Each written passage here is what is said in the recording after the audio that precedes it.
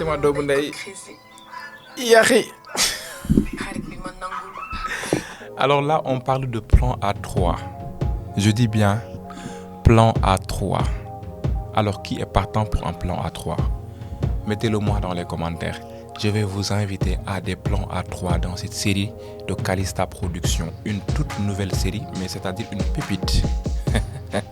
Tenez-vous prêts, parce que ça va plan A3 teaser.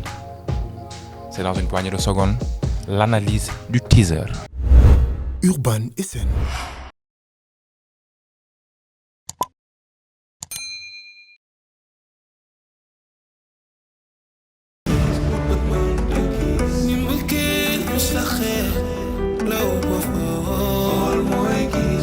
Alors, Calista Productions nous présente son nouveau bébé, son nouveau-né, plan A3, une histoire d'amitié, une histoire d'amour, une histoire de...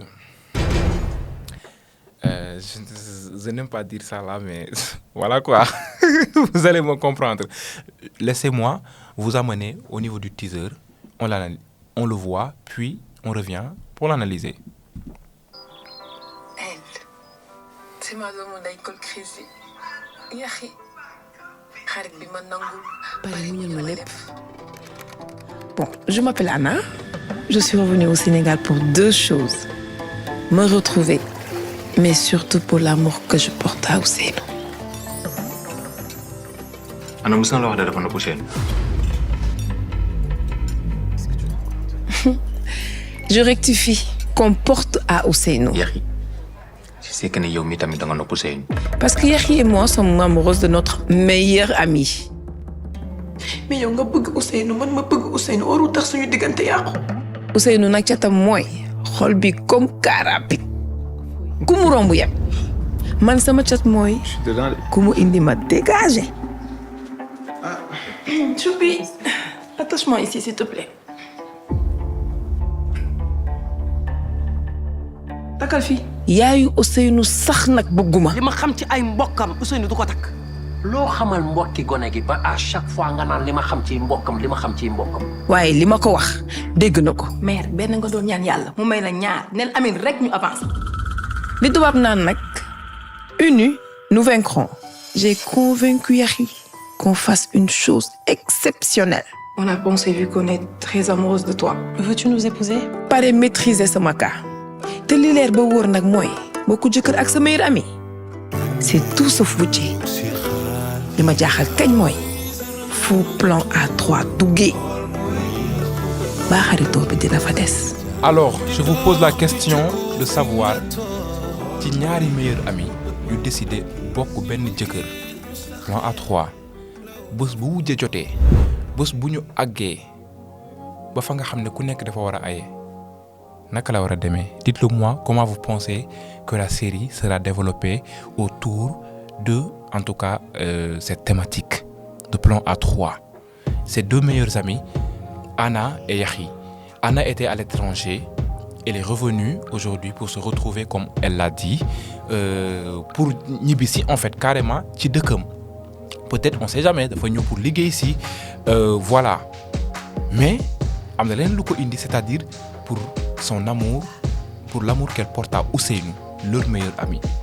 C'est-à-dire que ñu ngi woon ak seen meilleur ami ba pare bëgg ko sûrement waxuñu ko ko et c'est comme ça que ça se passe bien sûr waxuñu ko ko woon et là elle revient pour que ñu wax ko ko sauf que elles sont 2 meilleures amies, elles aiment toutes leur meilleur ami Ousseynou, mais c'est pas les 2 qui l'assument. La bande-annonce nous montre cela parce que le fait qu'on ait la voix off que d'Anna, en fait le personnage interprété par l'actrice Aïcha Ba, bien sûr, alias Salma, on n'a que sa voix qui relate, ce qui montre que c'est elle aujourd'hui qui a pris la décision qu'on doit annoncer à Ousseynou qu'on est amoureuse de lui et qu'il doit nous épouser. C'est elle qui prend les décisions, c'est elle qui s'agite. C'est elle qui fait tout. Et jusqu'à même ce que la mère de Ousseynou ne soit pas d'accord de ce plan A3, mais elle ose faire face à la mère de Ousseynou pour lui dire que... mère benn nga doon ñaan yàlla mu may la ñaar nel amin rek ñu avance. Mais quel cran!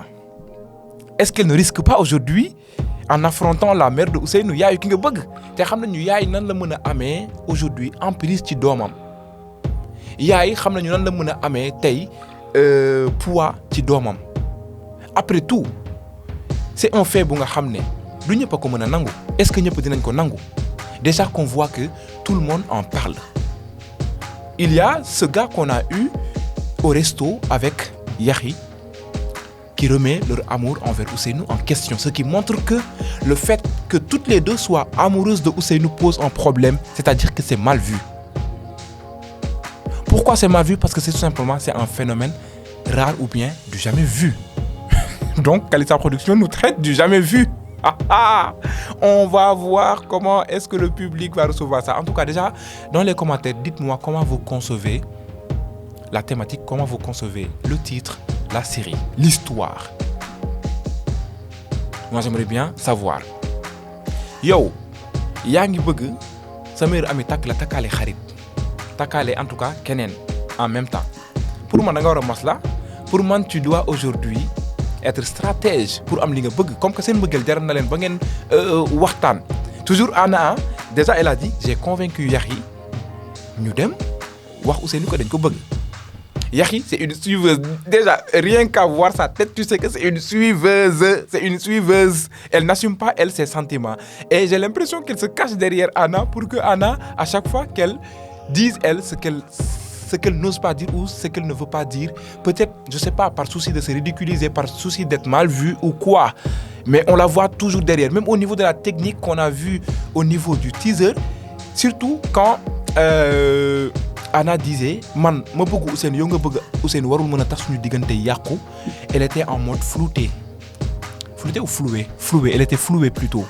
Elle était flouée et ce détail de la flouée là peut symboliser le fait que elle a du filtre en fait. Elle a du filtre. Elle n'ose pas assumer aujourd'hui elle ce qu'elle ressent.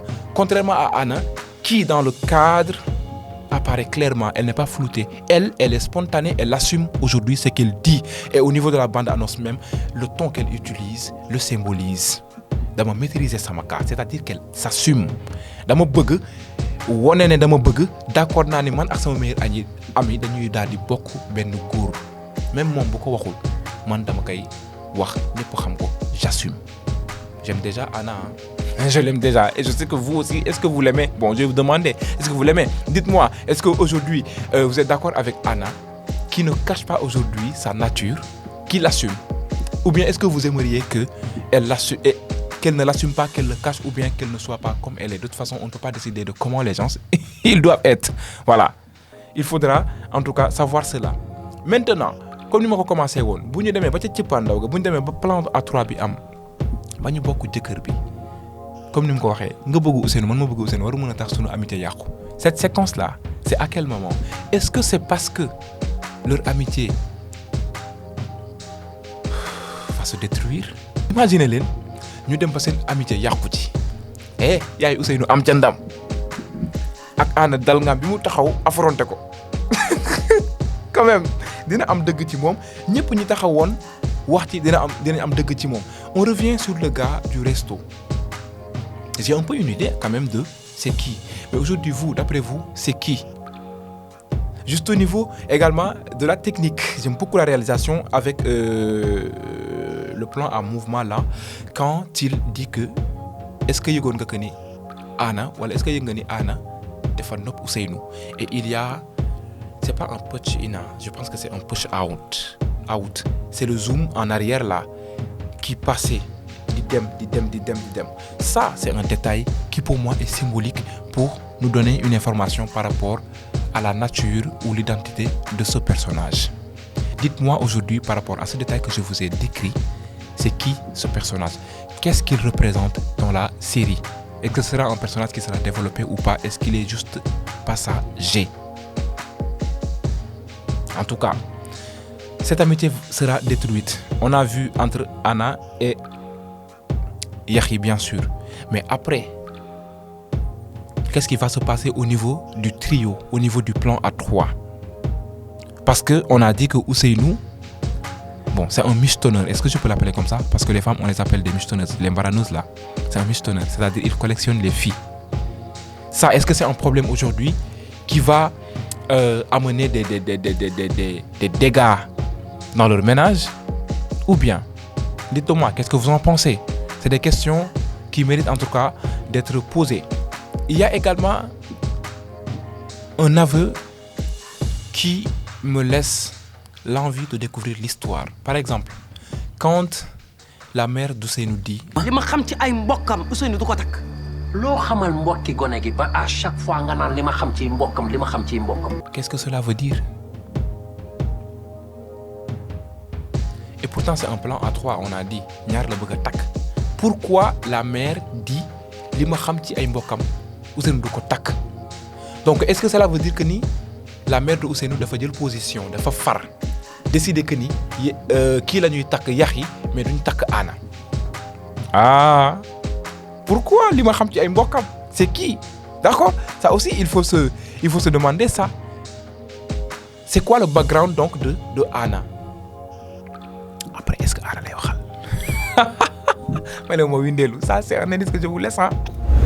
Donc, on a également envie de découvrir Anna. C'est qui elle? Bon, elle ne vient de la France. Mais après, c'est quoi sa vie? Yaxi, c'est qui? Au fond des personnages. Je sais qu'on va nous revisiter tout cela.